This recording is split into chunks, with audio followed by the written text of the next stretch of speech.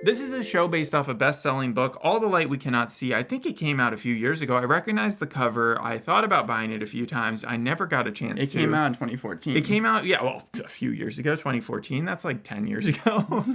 Time flies when you're having fun. Episode 1, which was what we were originally going to review, guess what? I did the same thing that you did with Captain Falcon, or whatever that show was that we just did. You watched the whole thing? I watched all 4 episodes, because episode 1 barely scratches the surface. This is about the final days of the Nazi occupation in St. Malo, France. Every night, the U.S. is bombarding the remaining Nazi strongholds in the city.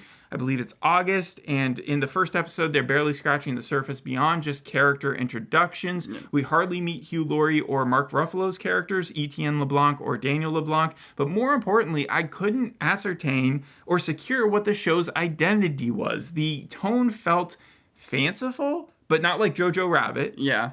It was less Band of Brothers, less A Small Light than I would have expected, less documentary, there was more emotion infused into it, but also supernatural possibilities, like magic stuff, and that's where it confused me, because I was like, is this actually trying to be Man in the High Castle, or like Harry Potter? Because there's this gemstone called the Sea of Flames, and it's kind of similar to like the Philosopher's Stone or the Sorcerer's Stone if you're American. Yep. And people are supposed to get it and then get cursed, so they get immortality. So I guess it also is less like the Philosopher's Stone, and also like another Harry Potter thing, the Elder Wand, where if you have the Elder Wand, you become the strongest wizard, but then it curses you if you lose it. With the Sea of Flames, if you have the diamond, then you are immortal and you are cured of any disease. However, your family is cursed around you, and that comes into play with the 2 main characters here, because we follow 2 kids in this story. One is a German boy with a knack for radios. He's considered a genius,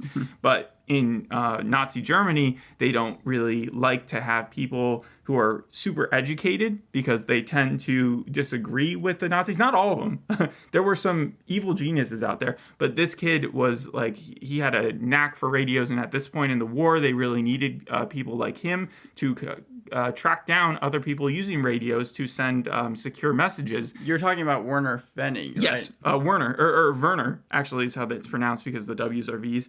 And then one blind French girl who is the star of the show, whose father, played by Mark Ruffalo, had to flee Paris with her when she was younger and go to St. Malo, France, because he actually was the owner of the gem. And part of the reason they think that she might be blind, if you believe into this superstitious stuff, is because he held the Sea of Flames for so long. Yeah, so the Sea of Flames was in the book, and I'm going to answer your question as to, or I'll provide context as to why I think the show, it's hard to specify really what it is, because it was directed by Sean Levy. All 4 episodes, he's directed things like Real Steel, the 3 Night of the Museum movies. In fact, after the last Night of the Museum movie is when he read this book and then wanted to adapt it. He also did Free Guy, The Atom Project, Deadpool 3, so a lot of Ryan Reynolds things, and probably he's most known for being the executive producer and directing episodes 3 and 4 of each season of Stranger Things. But then it was also written by Stephen Knight. That name should sound familiar. Peaky Blinders. Yes, Peaky Blinders. He also co-created Who Wants to Be a Millionaire, wrote Taboo, wrote For Great Expectations, the episode that you watched. Yeah, if you remember Peaky Blinders, the finale that we did, was that season 4 or season 6? Season 6. Season 6. That one had that really cool scene, the mustard gas scene at the very end, where they were pulling out masks, and also it took place at night, and it was action-y. This whole show, I would say one of its biggest pros is that it felt like fan fiction casting. Not only with the actors, of course, you have Hugh Laurie, Mark Ruffalo, Lars Eidinger, Jonas from Dark, and so seeing them all together was just kind of a mind fuck. Weird to see him speaking English, because I've only ever seen him in Dark. Well, it's funny because a lot of European countries, they learn English secondhand, like no problem. In fact, with Invasion, you get the main character, Mitsuki, if you remember her. In the first season, she's only speaking Japanese. By the second season, she's only speaking English. It's an international production here, so what they decided to do, and I don't really have a problem with it, is that instead of having the French speak the French speak French and the German speak German, they just have everybody speaking English, which is fine. So it's easier to understand. The only problem with that comes with Mark Ruffalo, because he tries, despite all that, to put on an accent. And his accent is awful. The Like, audience, it's so apparent. the audience has complained so much about the accent of the characters, but especially his character, Daniel LeBlanc. He was the only one that it was really hard to listen to him because I could, like, I've heard Mark Ruffalo's real voice and he's a fine actor, but there was only like one real scene that I enjoyed with him because every time he was trying to say stuff, especially around other actors who were doing a better job of it, like it just pulled you out of the thing so much. However, that doesn't take away from the show because he's not even in it all that often. Same with Hugh Laurie. Like, they're surprisingly absent. It really is the two kids that take over. That's interesting that you say that because Etienne LeBlanc, at least that's Hugh Laurie's character. Yes, Hugh Laurie's character. In the book, he's not in it as much as he is. He plays a bigger role in the series. Wait, you're saying in the book he's in it less? Yes. That's surprising because one of my criticisms for the show has to do with how underdeveloped or how quickly they sped through his character's thing. So maybe they added context, but then they weren't able to quite flesh it out in this story. But I'll get into that when I get into my cons. First, I want to highlight still the fact that this felt like fanfiction casting because, like you said, this has the guy from Night at the Museum. And Daniel's character, Marie's dad, right? Yes. When he's raising her, his whole job is that he owns the keys to the biggest museum in Paris. And so he's responsible for all these really expensive items, including gemstones. And so the fact that you got the guy from Night at the Museum in those backflashes with all the museum, like we see a Tyrannosaurus Rex, we see a bunch of paintings, we see like just a huge exhibit. And so it's cool that he actually was in this. Then they also had Peaky Blinders, like you said, with Stephen Knight, right? Yeah. And that I would say the tone, once I realized who was directing it, it made a little bit more sense. So you knew Stephen Knight's name when they showed up. Sean Levy and Stephen Knight. And since there were only like 6 cast members in the intro, I basically recognized everybody. That's why I'm saying there's that. Then you also have a really famous song that's kind of the anthem to this whole story. Yeah, no. Claire de Lune. They got the James Newton Howard, who has been nominated multiple times for Grammys. James Newton Howard? Yeah, Grammys, Golden Globes, Emmys, and Academy Awards because he's worked with people like Hans Zimmer. He even worked on the Dark Knight soundtrack. So yes, it really is like the James Newton Howard because he has a decades-long career. Well, you said Zimmer, but it's funny because there's someone in the credits named Zimmerman, but I didn't know who that was. And then so altogether, like I can tell a lot of care went into forming this series, and what you end up getting after 4 episodes is this kind of like godless visual spectacle, emotionally resonant at certain points. But overall, there were things that I felt were disappointing. And so I can't give it as high a rating as I wish I could. They start off, this is where are they, right? These two characters. One is broadcasting 20,000 leagues under the sea. She's blind, and she's in her attic, and she's on the frequency 14 or 1310.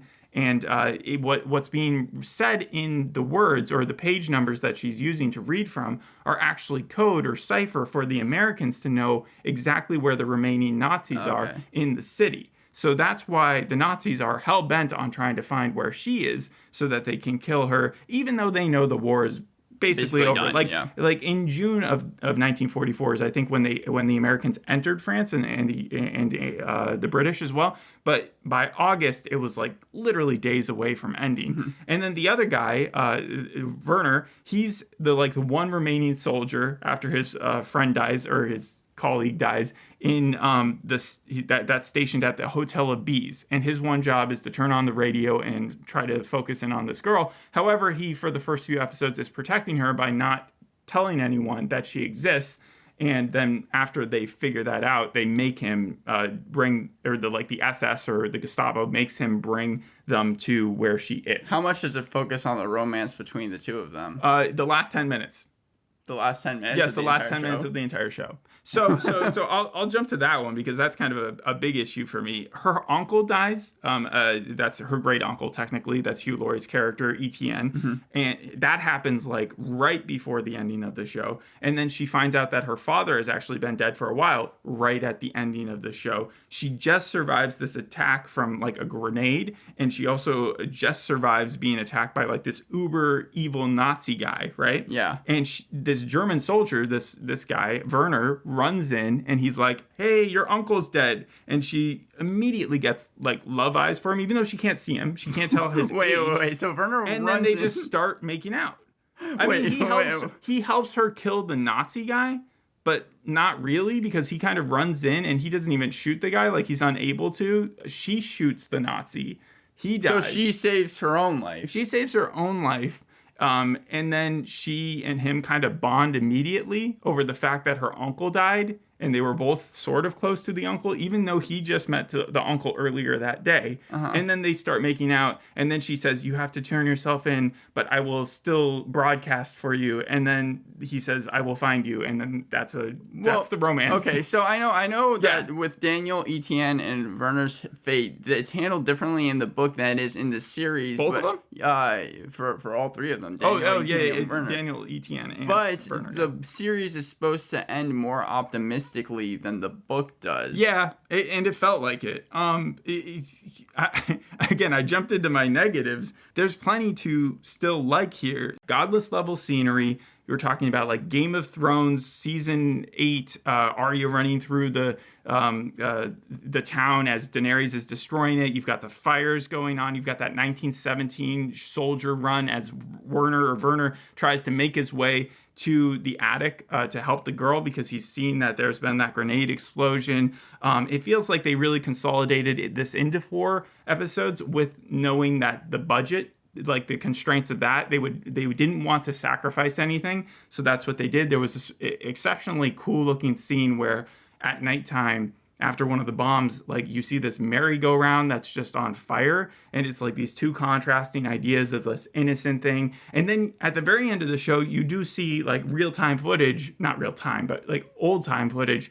of the actual city and how it compares. And the crazy thing is, like, the city in the old-time footage looks more like a set because of how broken down it is compared to this. This makes the whole city look huge.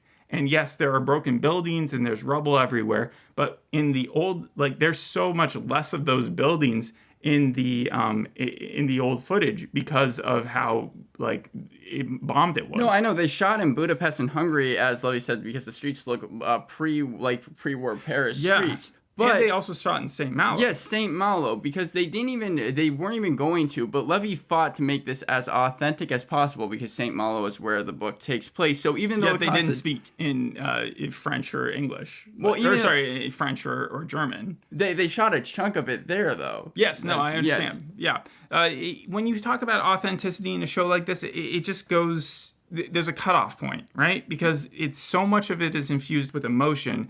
Marie and Werner, like half of this story is just their backstories as kids 10 years earlier growing up. Marie in France learning from her father, who just seems like the best dad in the world. He's building her sets of the towns that she's living in so that she knows where she is. And then with Werner, it's like seeing him grow up in a Nazi Germany, but like in this orphanage where he's still making friends. He's not supposed to be listening to the radio. And then you have all these cartoonishly evil Nazis that do a great job in this series as far as coming off cold and really evil. But it does have that trope of the fact that Werner is the nice Nazi. Yes, but so Anthony Dewar, when he was writing the book, it took about 10 years for him to write the book, knew that he had to kind of handle the fact that Werner was working for the Nazis, he was very cautious of that. So one of the reasons he made Reinhold von Rumpel was so that Nazi is like the evil Nazi that you kind of get to know. Waltz. He literally feels like just the Christoph Waltz,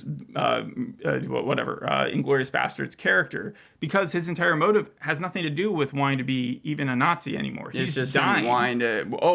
He's on morphine. He's been diagnosed with some disease, and all he cares about while he's killing off all these people who are keeping Marie, her location private. Mm-hmm. is just finding her so that he can find that gem because he believes that that's going to make him immortal. Yeah. Right. So what does the Sea of Flames? What exactly does it do? I told you, it's like if you hold it, then or if you've been the last one to touch it, then no, you actually have to have it, because Mark Ruffalo's character didn't have it, but he was the last one who touched it and he still died. But if you hold it and you keep it, then you won't die. You'll just be immortal. Because I know with this series, they decided to only make it one, but in the book, there's the real Sea of Flames, and then there's 3 copies of it. Oh, so yeah. I just felt like they were simplifying the book in a lot of these places. They condensed a lot of the characters' backstories as well. They also had, like, again, those evil Nazis. Ed Skrein showed up. He's from Deadpool. He's from Game of Thrones. And I thought that as far as he was able to play it in such a finesse, like, he, in the weirdest way, cared for the main character, the Werner character, but at the same time was, like, so close to just killing him all the time. And then you also had Captain Mueller, and then Dr. Heinrich, like, just all these really well-played Nazi evil characters. You mentioned Captain Mueller. He was created for this series. They added a lot of different characters like Schmidt, Sandrina, Jacqueline, Reinhold von Rumpel's mistress, and yeah. Yeah. And so let me just talk about the connection between the 2 main characters. They're both the same age. They both grew up in different parts of the world, but they have the similar point of view because they both tuned in when they weren't supposed to the professor, who was this guy on the radio on the channel frequency 1410 or 1310. And again, that ends up being ETN. But she recognizes that later, and then Werner, when he meets ETN, it takes him a while, and then he realizes that too. But that's their real, like, that's why their education was so similar. That's why they see similar viewpoints,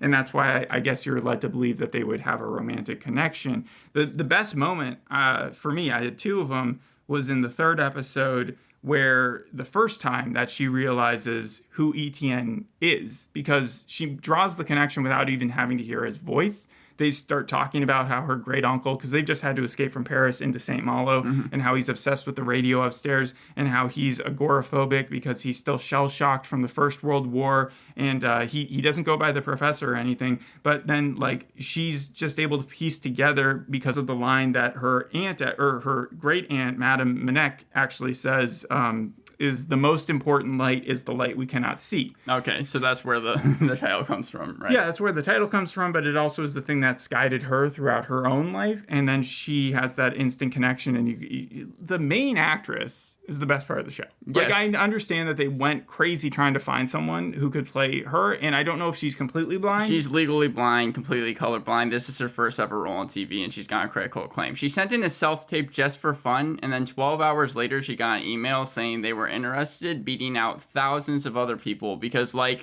Sean Levy said, he wanted to make it authentic, so they decided to go out for, like, blind people. and then she doesn't even have any acting experiences. She has a master's degree in doctoral studies, and then Levy called her tape jaw-dropping, and she got the part. Yeah, no, it was pretty obvious. You could almost map out that exact way that you got it, because I didn't recognize her from anything else, and I was just like, yes, best character here. And then the other best scene didn't have her in it, though. That was the one where the bad Nazi, where she finds out that her dad had been killed by the evil Nazi, but you see this interrogation that goes down. And Mark Ruffalo in that scene plays it off really well, because he's not going to be intimidated by this guy, but at the same time you've just watched him murder a bunch of people trying to protect Marie throughout the entire series. So that was pretty cool. Let me get into my cons here for a minute. So I know I've already talked about Mark Ruffalo's accent, but it deserves to be brought up again. No, I didn't like how the professor's storyline, it felt like there was so much that I wanted to hear from when we saw the backflashes and they had the radio headphones on, both kids. And he said that line and they played the music and it was inspirational. But it felt like there was so much more that they were learning from him because they kept on bringing it up. They didn't ever show us that we could hear it. And then when we learn who he is later on, he just feels super weak and like hobbled by his past. And there's not a lot of wisdom coming out of his mouth. It's cool to see Hugh Laurie play his character, but like later on when he's part of the French Resistance and he beats his agoraphobia and he's like shooting down Nazis, that's cool. But at the same time, like he turns on a dime whenever whenever his niece, his great niece, and also Werner tell him that they know who he is, it's like this switch goes off in his head, and he's like, I instantly have to help you with whatever you want to do because you know who I am. And that was it. And like his last words to Werner, because he's protecting him from the French resistance, which wants to kill him, which really didn't give Werner a shot, and that felt like a rush scene, was like, I am the professor, run. And it was supposed to be inspirational, but instead the bomb goes off, and then he just dies, and he's like, tell her a tiger is best left off the leash and dead than caged, or something like that. And so I didn't like how he's the cover photo on the thing, as if they're trying to sell like his show, and he just really wasn't there. Daniel also was used sort of as a prop piece to be the best dad in the world. And the plan that they had, which got him killed, didn't ever really sit right with me, because what ends up happening is they move from Paris to St. Malo. They have this gem. And then because he's mapping out the city in St. Malo, it looks like he's counting steps. The Nazis take notice. They're like, oh, he's plotting something because he's like going to give that information. He's making a map, right? Right. And so they go to where he is with Etienne and all the rest of them, and they see that it's this man and his blind daughter. There's not, I guess, a lot of those that they could draw a connection, especially with the forged papers, that he might be the same dude who escaped Paris with the gemstone. And so what they plan on doing is sending him back to Paris to get spotted in Paris, and then around the world, getting closer and closer to Spain, so that the Nazis would think that he was in Spain, and then he would come back to St. Malo, so that it was just very convoluted. That sounds crazy. Okay. And unless it was based on some sort of like true event, then I felt like it just didn't make a lot of sense, because the second he got off the train in Paris is when the Nazis caught him. They were just like, yeah, you screwed up. I'm not sure if that's in the book. I know that Anthony Dewar, it took him 10 years to write the book, 2004 to 2014, and in that time he read a lot of like diaries kept around that. So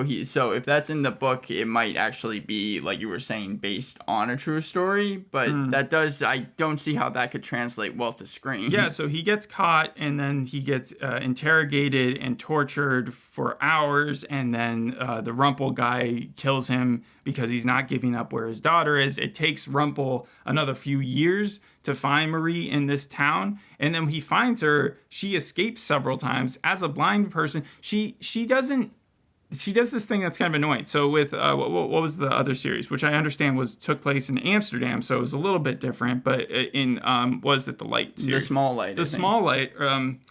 With Anne Frank, when they were hiding, they were hiding. Yes. They didn't go outside. She still goes outside fairly often. She's just like going to the bakery and still getting bread and stuff. And I get that she's not Jewish, but if there's Nazis out there looking for a blind girl, you'd think that she would have started to stay in her house more. She's going out at night still. And then at the very end, I guess, after Werner has turned himself in, and you do see the celebration. So it did remind me a little bit of Jojo Rabbit, because everyone's dancing in the streets, and also Band of Brothers. The person that Rumpel was sleeping with actually said something interesting. She's like, because I slept with Nazis, I'm going to be considered a sympathizer, and they're going to like tar and feather me. And that is what happened. Like, yes, girls, yeah. Some of them were scalped and stuff. It was pretty horrible stuff. So it was weird that they just kind of just said that, and that she didn't seem at all that concerned, besides that she gave up Marie because she wanted a way out. Where am I going with this? Okay, so at the very end, she finds the Sea of Flames because that whole model that her dad made for her gets toppled over in the fight scene with the Nazi, and that's where it was hidden. She picks it up with the cloth. She's very careful, and then she goes out to the ocean, and she casts it into the ocean, Titanic so the style. Sea of Flame is just gone. But the thing is that her dad died to protect that damn gem. He said several times that it was the most expensive thing in the entire museum that he wanted to protect. He also said that it was worth more than anything in France.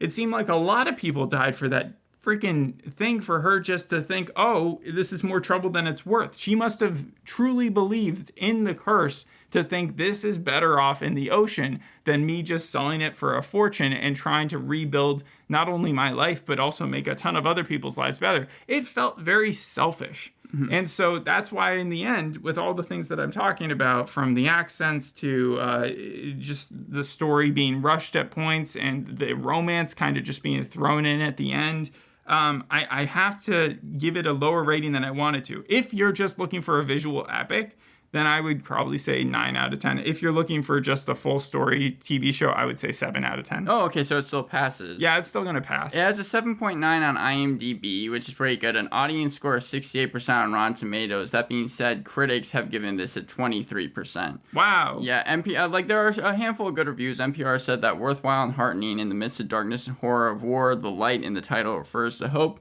AV Club gave the series a B-, but things like the New York Times said, the series feels starved of narrative oxygen of the kind of texture and detail present in the book that could give it real life. Mm-hmm. And then Time magazine called it inferior to the book, kind of echoing the audience's feeling as well, saying it's schmaltzy, incompetent, borderline, and an offensive mess. Offensive? Yes. Okay. I wanted to limit myself before getting to that point. There is one big plot point. So Werner shows himself to be a sympathizer to the American and the European cause very early on. He literally kills another Nazi soldier to protect Marie. Right. And then the SS find out about it within like seconds. They come in after he's burnt the body in the merry-go-round and they're like, hey, did you just murder the guy that I put in place to keep an eye on you? And then he comes out clean and he's like, yeah, absolutely I did. And then instead of killing him, they then put a gun to his head and they're like, well, you're going to help me find this girl. It made no sense. He would have been so dead. Immediately. So that's where it's a little offensive to think that, like, yeah, the Nazis would not only have a conscience, but, like, not just kill people who are clearly not helping them. I know the characters are supposed to be morally ambiguous, and it also has themes of anti-war in it. But everybody's pretty clear cut as a good guy or a bad guy. I don't really see the moral ambiguity. Would it surprise you if I said that Reinhold von Rumpel was supposed to be played by Adam Driver, and Lars Eidinger credits Adam Driver with giving him the role because Adam Driver was working with Sean Levy and then kind of approached him about the book, because Sean Levy read the book when it came out in 2014. That it took him 10 years for this film to be made, just like the book took 10 years. And then Adam Driver was working with Lars Eidinger on a film called White Noise, and it was like, I can't do it, but you should approach him. And then that's how he ended up getting the role. Yeah. And then I know that Louis Hoffman, again, the person who plays Werner Fenning, he showed up a week early, unprompted, and learned how to put together World War II radios. And after 1 week, he was able to assemble a 1940s World War II radio in 56 seconds, which is why they incorporated it in the show. Yeah, in the shows. They put it in there. They also got the prop master from Shadow and Bone to help him with that. The thing, that's why I gave it a 7 out of 10, is that, like, the fan fiction stuff, it feels so cool that they did this. The story, though, has glaring issues with it. Mm-hmm. And so, because there are so few shows with this type of stunning imagery, I give it a better than average score. And there are moments of emotional pull. Mm-hmm. It's just that there are many that they probably wish were emotionally resonant that really aren't. That don't land. Yeah. Okay. Well, not only don't land, but just aren't set up well. They just needed someone to, again, go through this script. Maybe instead of, like, combining characters, because by combining characters, especially with this Captain Mueller guy that you're talking about, yeah, they did this thing where they split the Nazi storyline into two separate Nazis looking for the girl for two separate reasons. And it's like, why wouldn't they work together if they're all part of the same outfit? And this Rumpel guy is supposed to be such a high superior officer. Like, it just seems like he would have also been working with the Mueller guy. But instead, they had Mueller separately trying to find Marie while Rumpel did his own thing. Like, he just disappears for episode 3 and he basically does nothing. So, yeah, it's got a few problems. Maybe I'm giving it too high a review based on everything you're saying. But yeah, 7 out of 10 where I'm standing. Anything else? Just that it actually, when I was reading about the book, because there were short chapters and short sentences, it reminded me a little bit of the Jenna McCurdy book that came out, I'm Glad My Mom Died, because obviously they're haunting for two completely different reasons, but both explore questions about life. Both have really short chapters to them, and I think both have over 100 chapters, so it was just kind of an odd comparison, but that's about it. All right. Thanks for listening. We'll see you on the next episode. Hope you enjoyed this one. Bye. Bye.